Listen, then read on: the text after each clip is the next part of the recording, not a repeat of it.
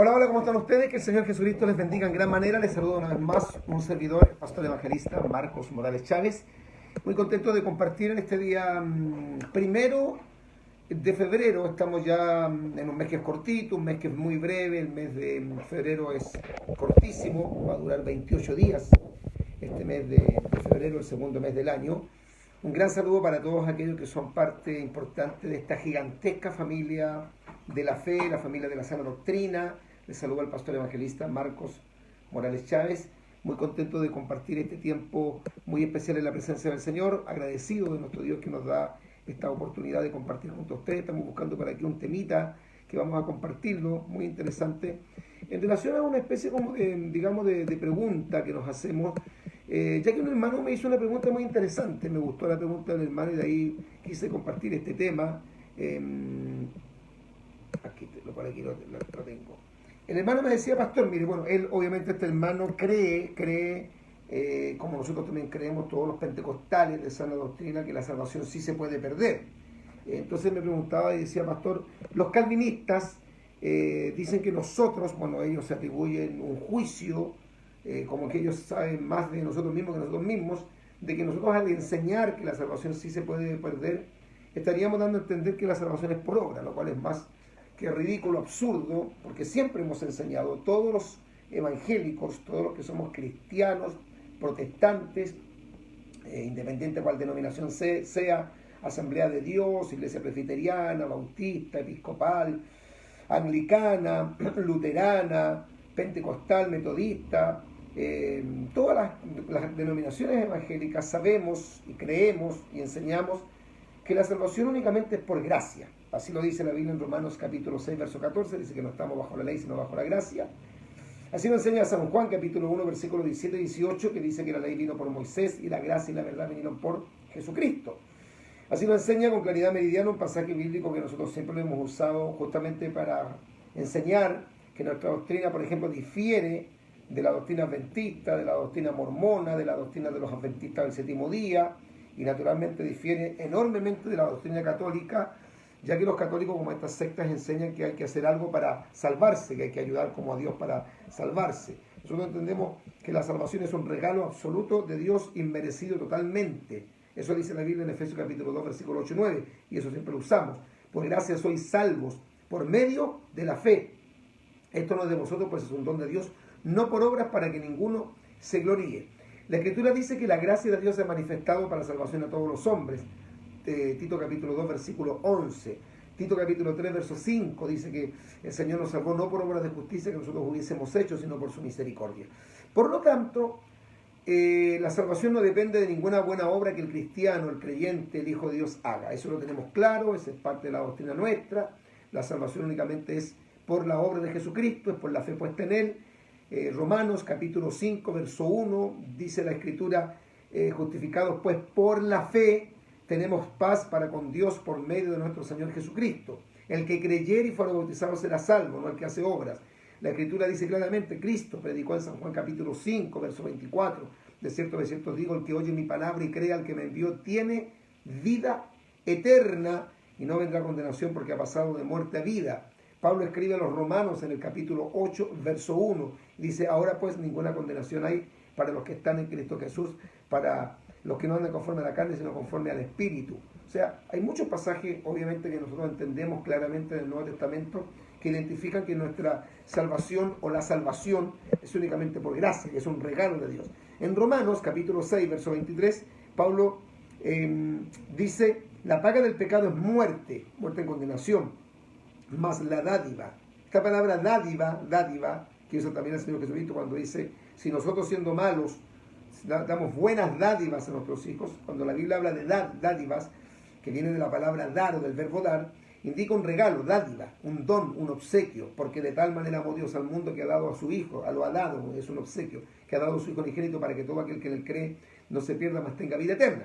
Por lo tanto, eso no se discute. Todos los evangélicos, nosotros también los que somos pentecostales de sana doctrina, creemos que la salvación es por gracia. Ese es nuestro mensaje, siempre lo hemos creído. Yo soy salvo por gracia, no hice ningún mérito, el mérito lo hizo Cristo en la cruz. Él pagó el precio de nuestros pecados. Colosenses capítulo 2, verso 14 dice que ahí en la cruz Cristo anuló el acta de los decretos que nos era contraria y la clavó en la cruz. Por lo tanto, la victoria de la salvación del creyente solamente reside en Jesucristo, en su obra expiatoria, redentora, vicaria en la cruz del Calvario. Cuando Juan escribe en Apocalipsis, dice que él ve una multitud que está en el cielo, todos con palmas en las manos, vestidos de blanco, y dice: la salvación pertenece a nuestro Dios que está sentado en el trono. O sea, de factoría, ¿no es cierto?, del Señor. Por lo tanto, el hombre no hace nada para ser salvo, solamente creer, porque hay algunos que dicen que incluso creer es una obra que tiene que hacer Dios en la persona, y que el que no cree es aquel que está predestinado por Dios para perderse, que solamente cree en lo que Dios predestinó para salvarse, y esa persona Dios le da la facultad para creer, lo cual es absurdo, porque la Biblia muestra la fe o la incredulidad como algo que el hombre realiza. O yo creo en Cristo y no creo. Cristo dice: si no creéis que yo soy, en vuestros pecados moriréis. Si el que no cree ya ha sido condenado. La Biblia dice también en Apocalipsis capítulo 21, versículo 8: los cobardes e incrédulos tendrán su parte en el lago que arde con fuego y azufre. Por lo tanto, si una persona es incrédula, no cree en Jesucristo, se pierde. Pero esa persona podría perfectamente atribuir en su defensa, argumentar en su defensa en el juicio final, y decir: bueno, yo lamentablemente no pude creer porque Dios no me facultó, no me dio el don de la fe, no me facultó para creer. Por lo tanto, ¿cómo me va a juzgar Dios a mí por incrédulo? ¿Cómo va Dios a poner en la lista de los pecados que Dios, ¿no es cierto?, aborrece o que excluyen al ser humano de la gloria eterna, del cielo, de la salvación, de la vida eterna? La incredulidad, cuando Dios no le dio a esas personas, según el concepto calvinista, la capacidad para creer, es absurdo. Entonces tendríamos que dar a entender que la incredulidad es creación de Dios, y que las personas que no creen no pueden ser juzgadas porque no tenían la facultad para creer, porque Dios no se las dio. Bueno, ese no es el tema en cuestión, porque el calvinismo es absurdo, es ridículo, es estúpido. Yo tengo un libro, un librito muy bonito que les recomiendo adquirir, se llama Las grandes mentiras del calvinismo, las grandes mentiras del calvinismo. Bueno, por ahí los calvinistas me criticaban, me decían: mire, el pastor lo vende, esto vale como $10. Sí, pues ellos compran un montón de libros de John MacArthur, que es calvinista, y no tienen ningún empacho en pagar 80, 90 y hasta $100 por un libro. Pero si alguien quiere adquirir este libro, que se llama La grande mentira del calvinismo, escriba a mi correo y de alguna forma nosotros se lo enviamos, especialmente a las personas que son de provincia, fuera de Santiago de Chile, o que son de otros países, porque nosotros estamos radicados, o nosotros somos de Santiago, capital de Chile. Usted me puede escribir a mi correo. Es un libro que yo escribí, muy, muy interesante, donde yo, usando la escritura, argumento con base bíblica y derribamos todo lo que es el calvinismo, las grandes mentiras del calvinismo. Adquiéralo. Usted puede escribirme a mi correo y ahí yo le digo cómo le podemos hacer llegar este interesante librito de las grandes mentiras del calvinismo, escrito por mi persona y que ha sido de una tremenda bendición para muchos hermanos, para capacitarlos, muy breve, muy sencillo, y capacita a los hermanos para poder refutar las doctrinas absurdas del calvinismo. Mi correo es marcosmorales-evangelista@hotmail.com. marcosmorales-evangelista@hotmail.com. Se lo repito: marcosmorales-evangelista@hotmail.com. Bueno, entonces, ¿qué son las obras entonces? Si las obras nos salvan y nadie va a ser salvo por obras, ¿qué lugar ocupan las obras? Bueno, siempre hemos explicado esto porque lo dicen todos los grandes predicadores del Evangelio, que las obras nos salvan, sin embargo los salvos hacen obras. Las obras nos salvan, pero los salvos hacen obras. Estas obras Dios las predestinó para que anduviésemos en ellas. O sea, el cristiano verdadero va a demostrar no solamente por lo que cree o por lo que predica, sino por sus hechos, por sus acciones, por sus frutos, como enseña Gálatas capítulo 5, versículo 19, me parece que al 22, ahí habla de los frutos de la carne y los frutos del Espíritu, pero ahí por los frutos del Espíritu es que el creyente se da a entender que eso no es un creyente. Por lo tanto, son importantes las obras, claro, pero no para la salvación. Nosotros no somos salvos por obras, para que ninguno se gloríe. Y si alguno se gloría, dice Pablo a los Corintios, gloríese en el Señor. La obra salvadora, redentora, vicaria de Cristo en la cruz del Calvario es la que produce la salvación de los seres humanos. Pero todo aquel que cree, el que no cree, como dice la Biblia, ya ha sido condenado. El que no cree será condenado. El que no cree está perdido. Sin fe es imposible agradar a Dios. Por lo tanto, entendemos que la salvación únicamente es por gracia. Pero cuidado, entonces los calvinistas son muy astutos porque ellos dicen: como yo no hice nada para obtener la salvación, Dios lo hizo todo en la cruz por Cristo, yo no puedo hacer nada para perder mi salvación. Ese es un error. Yo no puedo hacer nada para obtener mi salvación, excepto creer. Indudablemente tengo que creer, porque el que no cree no es salvo. De cierto digo, el que oye mi palabra y crea al que me envió tiene vida eterna. El que no cree será condenado. ¿Qué dice Hechos 16, verso 31? Y yo estoy citando las Escrituras, que es lo que más le molesta a los calvinistas, que me dicen que yo no soy teólogo, que no sé de hermenéutica. No, si yo conozco la Biblia y la conozco bastante. En Hechos capítulo 16, verso 31, la respuesta a la pregunta que hace el carcelero de Filipo, cuando le pregunta a los apóstoles, o a Pablo y a Sila, que estaban encerrados en la cárcel de Filipo, después del gran avivamiento, el terremoto que vino, dice que les pregunta: señores, ¿qué debo hacer para ser salvo? ¿Qué debo hacer? O sea, una obra. ¿Y qué responde el apóstol Pablo? Hechos 16, verso 31. Cree, no dice haz, cree en el Señor Jesucristo y serás salvo tú y tu casa. O sea, la salvación es por fe.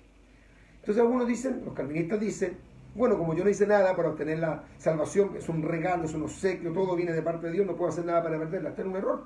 Porque es verdad que yo no he hecho nada para ganar la salvación, pero sí puedo hacer mucho para perderla. Porque la salvación, ¿a quién se la entrega Dios? Al hombre. Por ejemplo, ¿yo hice algo para nacer? No, yo no hice nada para nacer. Yo no pedí nacer, yo nací. La vida que yo tengo es un regalo de Dios. Dios me la dio. La vida es un don, es un regalo de Dios. Dios a quien quiere le da vida y a quien quiere le quita la vida. En Él está el poder de la vida y del amor. Es verdad. Yo no hice nada para obtener la vida, pero ¿debo cuidar mi vida? Por supuesto. Si yo tomo mi carro y, ¿no es cierto?, voy a exceso de velocidad, 180 kilómetros por hora, 200 kilómetros por hora en un vehículo que puede alcanzar esa velocidad, no porque el vehículo pueda alcanzar 200 kilómetros por hora, yo voy a andar a 200 kilómetros por hora. Porque si yo ando a 200 kilómetros por hora, aparte de que estoy transgrediendo la ley del tránsito, ¿a qué me estoy exponiendo? A un accidente. Un accidente que indudablemente me puede costar la vida.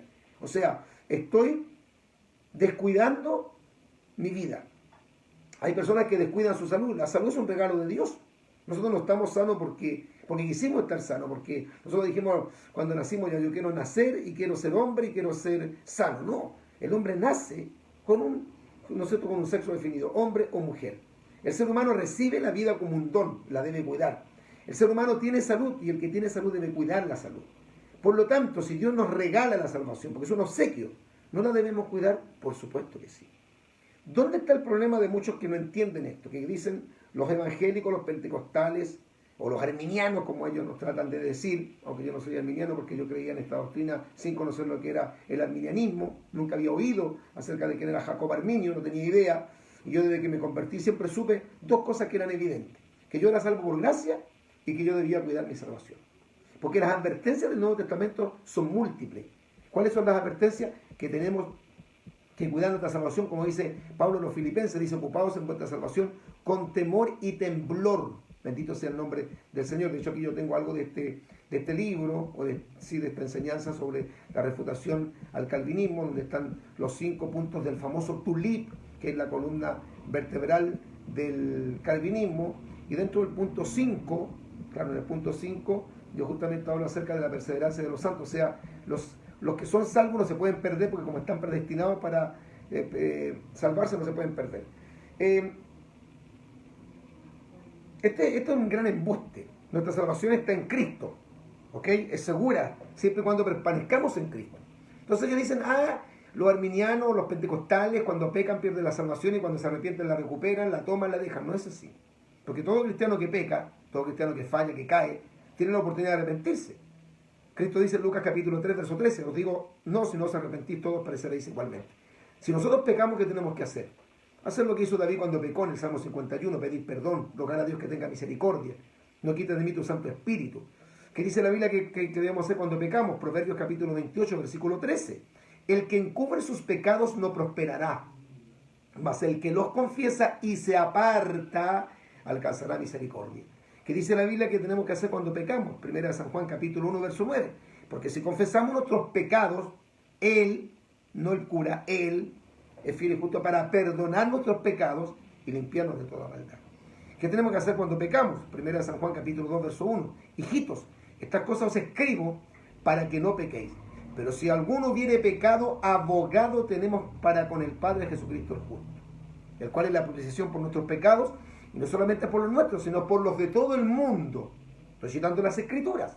Todo lo que he dicho en este poco tiempo, todo está basado en la palabra, aunque se enojen los calvinistas. que me odian justamente por eso. Pues yo soy un pastor pentecostal que conozco la Escritura, creo en el bautismo del Espíritu Santo, creo en la danza del Espíritu, creo en la imposición de manos, creo en hablar en lengua. De hecho, por misericordia hablo en lengua, y cuando fui bautizado con el Espíritu Santo hablé una nueva lengua y hablo nuevas lenguas, y eso no me hace más santo ni más salvo, pero eso es lo que yo creo. Creo en el fuego del Espíritu Santo, pero también soy un hombre que entiendo este libro extraordinario, maravilloso, y lo conozco bien. No soy un erudito ni soy un máster en teología, pero conozco la Biblia, y la conozco mucho más que incluso algunos calvinistas que se ufanan y se escapan de ser muy bíblicos. Pero ocurre que aparentemente conocen la doctrina y todavía toman cerveza, todavía algunos fuman cigarrillo, algunos van a fiestas mundanas, algunos bailan como trompo en las discotecas, otros andan por ahí fornicando con la noviecita y dicen que son cristianos, pero como son predestinados no se pueden perder, porque una vez salvo, siempre salvo, y una vez en la vid, siempre en la vid. Entonces se molestan porque yo refuto la doctrina calvinista, porque yo lo digo, no es que yo crea ni que yo piense, la doctrina calvinista es satánica. La Biblia no habla de las doctrinas de la gracia, no habla de las doctrinas de la gracia. La Biblia habla de la doctrina de la gracia. La justificación, la regeneración, la santificación, la deidad de Cristo, la Trinidad, la infalibilidad de la Escritura. La gracia son doctrinas, pero ellos le llaman las doctrinas de la gracia para meter el tulip. De hecho, Juan Calvino no aparece como personaje bíblico. El calvinismo no se origina en la Biblia. El calvinismo viene justamente de John Calvino, de un hombre que hizo muchas cosas importantes, que no podemos negar su influencia positiva en algunos puntos teológicos sobre lo que es la gracia de Dios y la salvación. Pero el calvinismo no es bíblico, porque el calvinismo te enseña que hay un grupo predestinado para salvarse y que hay un grupo predestinado para condenarse. Y que los que están predestinados para condenarse no tienen ninguna opción. Y los que están predestinados para salvarse se van a salvar sí o sí. Ellos enseñan la expiación limitada, dicen que Jesucristo murió únicamente por los escogidos. Ellos no dicen lo que nosotros enseñamos y lo que dice la Biblia, que la gracia de Dios se ha manifestado para la salvación a todos los hombres. No, ellos dicen que solamente Cristo murió por los escogidos, ¿no? Lo que no dice la Biblia, porque la Biblia dice que amó de tal manera a Dios, no a los escogidos, sino al mundo, que ha dado a su Hijo unigénito para que todo aquel que en él cree no se pierda, mas tenga vida eterna. Entonces nosotros creemos totalmente en la salvación por gracia. Creemos que nos tenemos que mantener en Cristo. Pero la salvación la entrega el Señor a nuestras vidas. Los dones vienen del Señor. Toda buena dádiva, todo don perfecto desciende de lo alto del Padre de la luz. Pablo pregunta y dice, ¿qué tienes que no hayas recibido? ¿Qué dice Efesios capítulo 4, versículo 8? Que el Señor fue a las partes más bajas de la tierra, tomó cautiva la cautividad, subió al cielo y dio dones, les dio dones a los hombres. Él constituyó a algunos apóstoles, profetas, evangelistas, pastores y maestros, a fin de perfeccionar a los santos para la obra del ministerio, dice Efesios capítulo 4, versículo 11.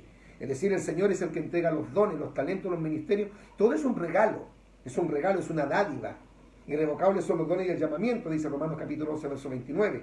Pero está en nuestras manos y nosotros tenemos que cuidar nuestra salvación. Por lo tanto, es una gran mentira, un embuste decir que nosotros no tenemos que hacer nada para cuidar nuestra salvación. Claro que lo tenemos que hacer, y eso no es que seamos salvos por obra. Yo tengo que cuidar el regalo que me dio Dios sin merecerlo. La salvación no es por obra, es por gracia. Pero esa gracia me entrega un regalo que es la salvación, el perdón del pecado y la vida eterna. ¿Qué yo debo hacer con eso? Cuidar el regalo. No lo merezco. Me decía un hermano, me explicó también esto, me gustó el ejemplo. Esto es como un príncipe que no pidió ser nacido en esa parte del mundo. No pidió ser hijo del rey. El papá muere y le hereda todo, sin que el hijo haya hecho ninguna obra, ningún esfuerzo, ningún sacrificio. Él no hizo ningún trabajo, él no estudió, no se sacrificó, no hizo nada para obtener todas las riquezas del reino. Cuando muere el papá, cuando muere el rey, el hijo, el príncipe, hereda toda la herencia, ¿no es cierto?, del papá, sin merecer nada. Eso es como tipificar la salvación. Cristo muere por nuestro pecado y nos entrega la salvación que nosotros no merecemos. Pero el hijo, ¿qué tiene que hacer? Cuidar ese reino, cuidar lo que ha recibido de parte del Padre, sin merecerlo. Él no está ahí porque merezca, porque ha sido capacitado, porque se preparó, porque él se ganó lo que tiene. Se lo dieron, se lo regalaron. Es el obsequio de su papá, es la herencia que le deja a su padre sin merecer nada, pero él se tiene que preocupar. Y la Biblia en Hebreos capítulo 2 lo dice, que tenemos nosotros que ocuparnos de nuestra salvación y que tenemos que ser más diligentes, no sea que nos deslicemos.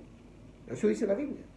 ¿Cómo escaparemos nosotros, lo dice la Escritura, si descuidamos una salvación tan grande? Y aquel que peca y peca y peca dice que ya no queda más sacrificio por los pecados. Si pecaremos voluntariamente después de haber recibido el conocimiento de la verdad. ¿Qué dice la Biblia? Permaneced en mí y yo en vosotros, como el pámpano no puede llevar fruto por sí mismo si no permanece en la vid. Así tampoco vosotros si no permanecéis en mí. Jesús dijo así, yo soy la vid, vosotros los pámpanos. El que permanece en mí y yo en él, este lleva mucho fruto, porque separados de mí nada podéis hacer. El que en mí no permanece, eso como esto de salvo siempre salvo, una vez en la vid, siempre en la vid. En la vid, cuando Cristo dice que en mí no permanece, será echado fuera como pámpano y se secará. Y lo recogen y lo echan en el fuego y arden. Juan capítulo 15, versículo 4 al 6. La Biblia, y en especial el Nuevo Testamento, pone en relieve la verdadera posibilidad de que un creyente se pueda apartar del Señor. Sí, son funestos para el Hijo de Dios el descuido espiritual, la falta de consagración y la tibieza espiritual. ¿Me salva la oración? No. ¿Me salva ayunar? No. ¿Leer la Biblia me salva? No. ¿Congregarme me salva? No. Pero los salvos, para mantener su comunión con Dios, para mantenerse firme en Cristo, tienen que consagrarse.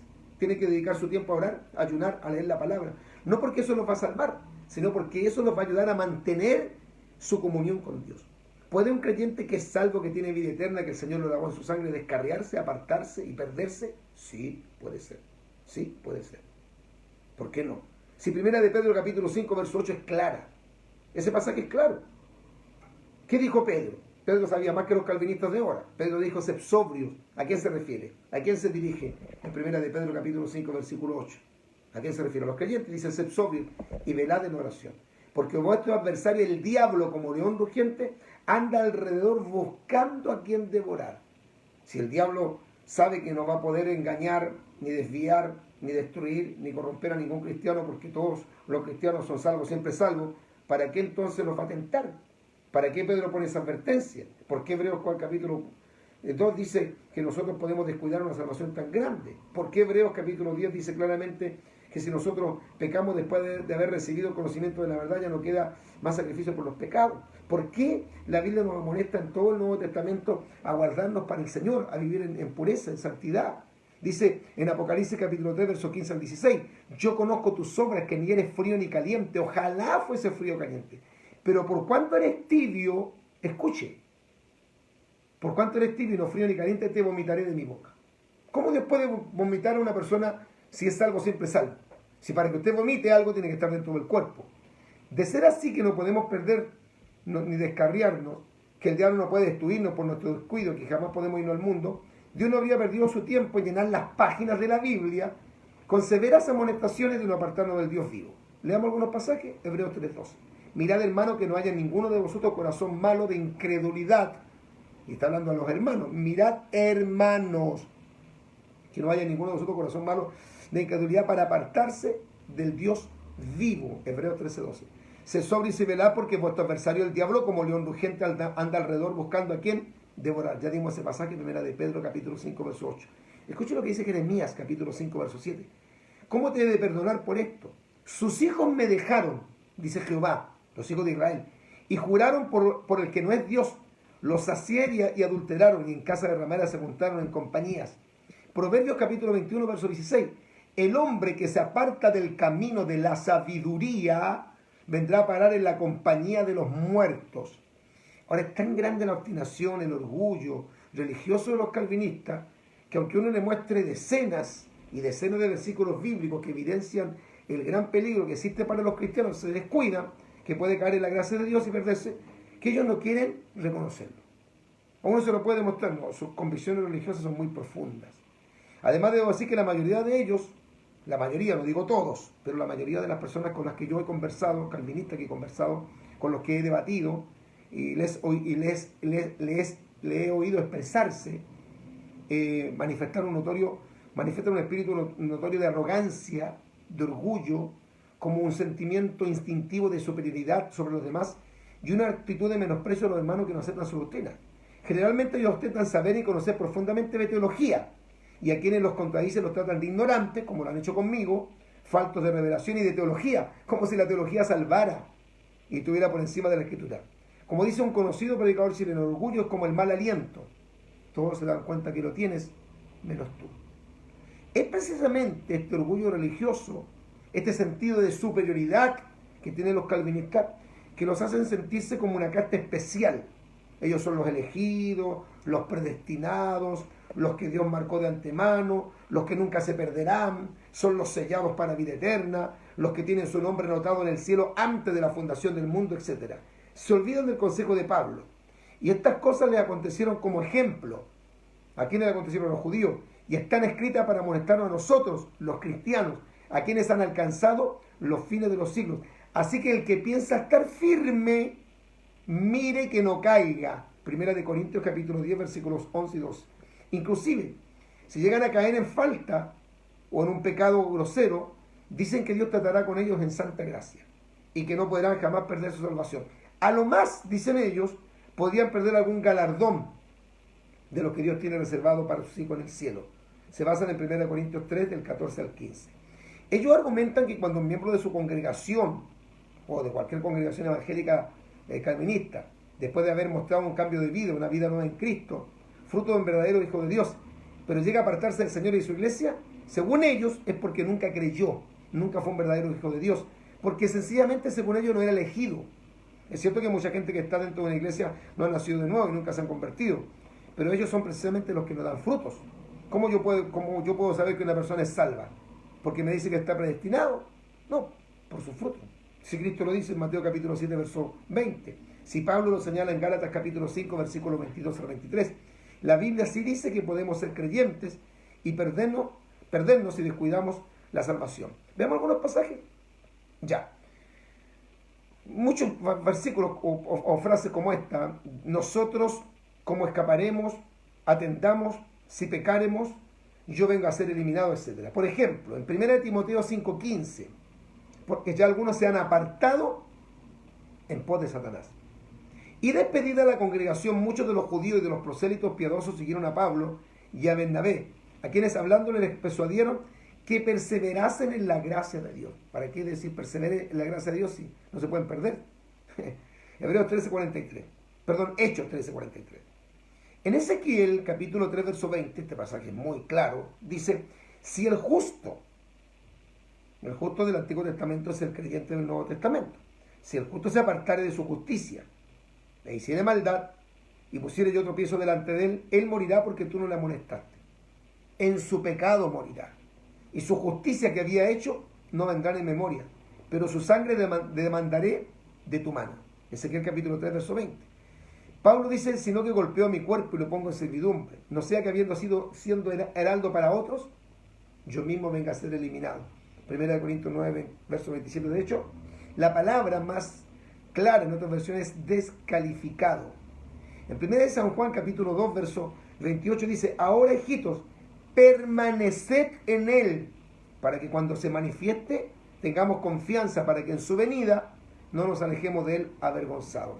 En Hebreos capítulo 2, verso 3, ya se lo di este pasaje, se lo reitero, ¿cómo escaparemos nosotros si descuidamos una salvación tan grande? La cual, habiendo sido anunciada primeramente por el Señor, no fue confirmada por las que la oyeron, porque es imposible que los que una vez fueron iluminados y gustaron del don celestial. ¿Cuál es el don celestial? La salvación. Y fueron hechos partícipes del Espíritu Santo y asimismo gustaron de la buena palabra de Dios y los poderes del siglo venidero, y recayeron, sean otra vez renovados para arrepentimiento, crucificando de nuevo para sí mismo al Hijo de Dios y exponiéndole a vituperio. Hebreos capítulo 6, versos 4 al 6. Aquí el autor de esta carta, de los Hebreos, expresa claramente que es imposible para un creyente que vuelva atrás, aquel que un día gustó el don celestial y que fue hecho participante del Espíritu Santo, solo los hijos de Dios pueden ser participantes del Espíritu Santo, que esa persona pueda decir que permanece en la salvación. De hecho, Romanos capítulo 11, versos 18 al 22, ¿qué dice? No te jactes contra las ramas, y si te jactas, sabe que no sustentas tú a la raíz, sino la raíz a ti. Pues las ramas dirás fueron desajajadas, los judíos, para que yo fuese injertado, los gentiles. Bien por su incredulidad fueron desajajadas, pero tú por la fe estás en pie. No te ensoberbezcas, sino teme, porque si Dios no perdonó las ramas naturales a los judíos que pecaron, a ti tampoco te perdonará. Mira pues la bondad y la severidad de Dios. La severidad ciertamente con los que cayeron, los judíos, pero la bondad para contigo. Si permaneces en esa bondad, pues de otra manera tú también serás cortado. Romanos capítulo 11, versículos 18 al 22. Ciertamente, si habiéndose ellos escapado de la contaminación del mundo por el conocimiento del Señor y Salvador Jesucristo, enredándose otra vez en ella, son vencidas, su postrer o último estado viene a ser peor que el primero, porque mejor les hubiera sido no haber conocido el camino de la justicia, que después de haberlo conocido volverse atrás del santo mandamiento que les fue dado. Pero les ha acontecido lo del verdadero proverbio: el perro vuelve a su vómito y la puerca lavada a revolcarse en el cielo. Y ellos dicen, ve, es que la puerca siempre es puerca, entonces nunca creyó. No, ahí no está hablando de eso, ahí está diciendo que lo está poniendo como un ejemplo. Así como el perro se come su vómito, así como la puerca lavada vuelve al barro, así también es el creyente que después de haber sido salvado se aparta del camino. Porque si pecaremos voluntariamente después de haber recibido el conocimiento de la verdad, ya no queda más sacrificio por los pecados. Bendito sea el Señor. ¿Cuánto mayor castigo pensáis que recibirá el que pisoteare el Hijo de Dios? Hebreos capítulo 10, versículo 26 al 29. Y habíamos dado un pasaje en Filipenses 2:12, que se lo quiero repetir. Por tanto, amados míos, como siempre habéis obedecido, no como en mi presencia solamente, sino mucho más ahora en mi ausencia, dice Pablo. Ocupaos, preocupaos en vuestra salvación con temor y temblor. Por lo tanto, es claro, nosotros creemos que la salvación es por gracia. Creemos que las obras que nosotros hacemos no nos van a salvar. Pero cuando yo obedezco la palabra, me mantengo en Cristo. Cuando yo desobedezco la palabra y me desligo voluntariamente de Cristo, obviamente voy a perder toda la bendición de Dios, porque separado de Cristo nada puedo hacer. En Apocalipsis, capítulo 3, verso 5, el que venciere será vestido de las blancas, y no borraré su nombre del libro de la vida, y confesaré su nombre delante de mi Padre y delante de sus ángeles. Apocalipsis capítulo 3, verso número 5. Bueno, esta es una breve reflexión. Gracias por el hermanito que me hizo esta interesante pregunta acerca de que si la salvación es únicamente por gracia, ¿qué lugar ocupan las obras en la salvación? No, para que usted sea salvo no tiene que hacer ninguna obra, solamente creer. Pero cuando usted hace una obra es porque usted está demostrando que permanece en Cristo. Y yo debo obedecer la palabra, porque si yo desobedezco la palabra, Dios no puede bendecir a un desobediente, a uno que transgrede la palabra, a uno que se echa al bolsillo la fe cristiana. Bendito sea el Señor. A uno que dice creer de labios, pero vive su vida como que no es un creyente. Bueno, brevemente este tema, espero que le haya gustado, que le haya bendecido. Dios es fiel, somos salvos por gracia, pero manténgase firme en Cristo, ocúpese en su salvación. Tenemos que orar, buscar la presencia del Señor, nunca dejar de orar ni de ayunar, porque eso es perjudicial para la vida espiritual. Que Dios nos ayude a permanecer firmes en Cristo. Las obras nos salvan, pero los salvos hacen obras. Y esas obras demuestran que realmente Cristo está en el corazón. Obedezca la palabra, porque si hay un pecado que Dios condena, precisamente es la desobediencia. Que el Señor Jesucristo les bendiga en gran manera. Un gran abrazo para todos ustedes y nos vemos en el próximo posteo. Dios les bendiga. Chao, chao.